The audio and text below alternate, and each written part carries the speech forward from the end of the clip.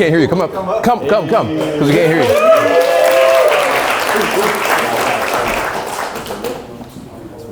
Yeah.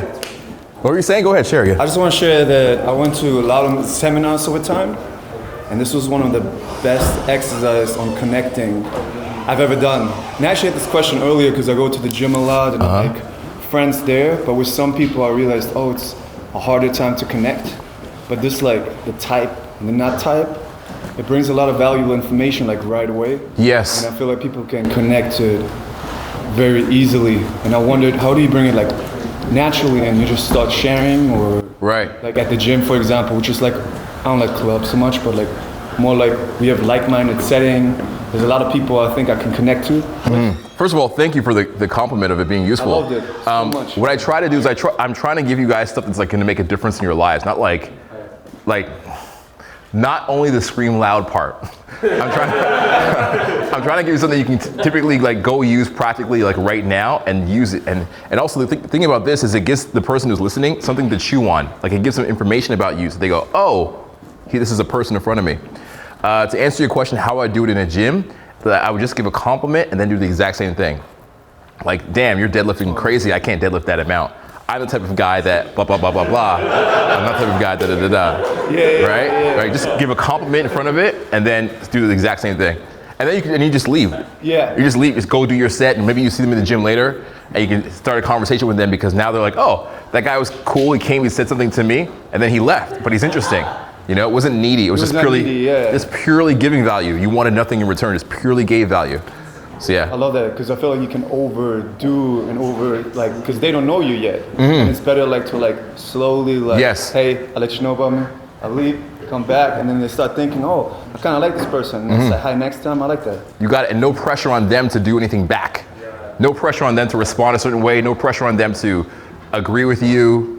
You know, it's like just, here's what it is, do with it as you will. And then it creates that curiosity, interest. I have one more question for you. Yeah. Yesterday, Owen shared that you just share yourself unapologetically, and whoever loves you, whoever doesn't. Where do you draw the line?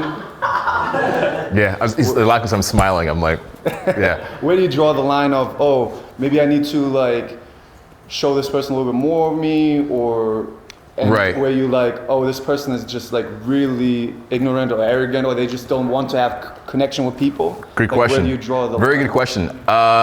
2018 version of me, I would have said, just share. Unapologetic sharing. They call it radical honesty. There's a book about that. And I totally agree with it up until 2018.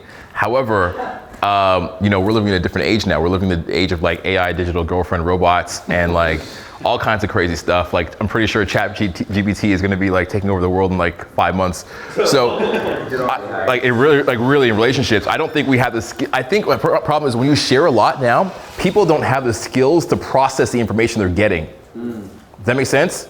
This is very, very deep what I'm saying here. You share with somebody, they don't have the skills to process what they're hearing now, versus when they used to because they were more social. So, let's say you share something about yourself. I'm really spiritual, I'm into Baha'i. And they're just oh, cool. They're smiling, and then they're like, what the fuck is that? That's freaky. And they just they don't tell you that it's weird. They just keep that judgment to themselves. And you're like, what happened in the relationship? Why is it breaking off? People are very strange now. So I think it's better to not overshare in the preliminary stages of getting to know somebody or just making friendships. I think it's better to not overshare.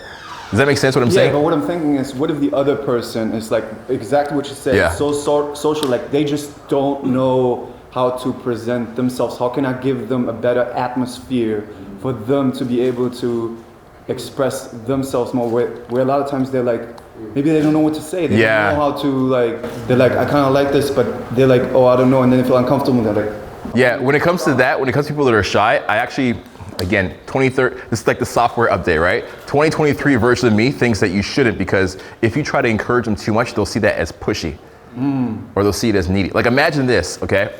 Imagine this, okay? And we have a couple ladies in the audience here. If there's ladies that agree, just nod your head or put the thumbs up, okay? Let's say imagine it's a lady, for example. And this lady gets, maybe she wakes up in the morning, good morning, beautiful. Hello, how are you? She has 50 of these, right? And you're guy number 51.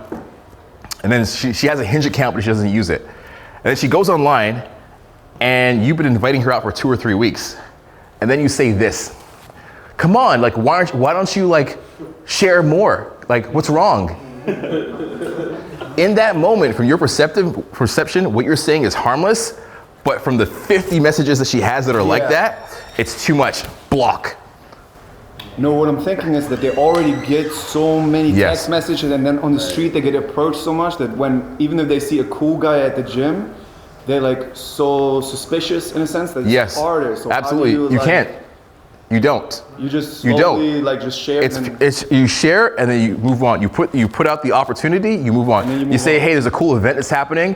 I'd love to host you. You can be my guest. You'll be treated well. You invite them and then you back off. You don't be like, hey, are you still coming to that event? Like, hey, there's this cool thing that's happening at the museum. I was invited to it. It's like some gala. They do it every 3 months. Here's the link. If you want to come, be my guest. I'd love to invite you. Send. That's it. Even before the inviting, just the getting to know phase. You just quick and then step back. And you got to deal with little seeds. You got to deal with what is versus like how you want it to be. You got to deal with the environment based on what it is versus how you want it to be. But thank you very much, brother. Thank you so much, Appreciate it. Okay.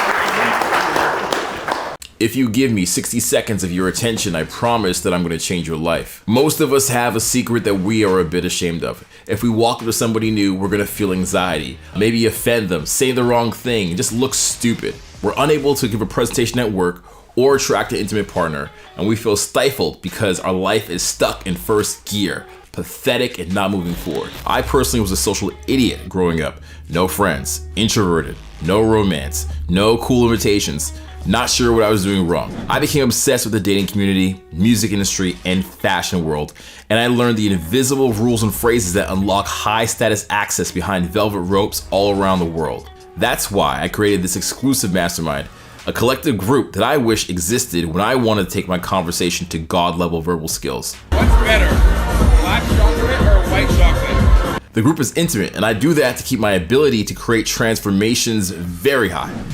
By the end, you'll be able to strike up a conversation out of thin air, have the confidence in any social situation, and be excited for all the new life-changing opportunities that appear in front of you. I can possibly give you a million reasons of what I've learned. I was getting too much into my head, telling myself that I was this and that when I'm not. You guys are awesome and you guys have listened to me. First, I know it was like pretty rough talking about it because I was afraid of what they'd think of me. The best thing I learned this week was just the value of having authentic conversations and not hiding your true self, being vulnerable and talking about your actual interests. I can actually find topics to talk about and be interesting while I'm talking about these topics. Taking this challenge, I just didn't care what people think about the topics I like and just make it interesting. Thanks to Madison, it's been a really awesome experience, and I feel like just from this whole experience, I've learned how to just embrace myself and kind of just allow myself to be me. That all the fears that I've had were literally just in my head. It's been really awesome, really fun. Become Neo in the Matrix and just bend social interactions to your will. This is 8 weeks of me in your life, guiding you by the hand, my friend. Conversation mentoring is not for people that are committed to being stuck and mediocre. Don't miss out on a clear headspace. No more should I or shouldn't I in your mind. The future mother of your children, the dream job, bringing the family back together. All that is one conversation away. Click the link. When's a good time like now to start living your life again? Right now. This is your call to become a master of conversation. So click the link, speak to me and my team, and take ownership of your life.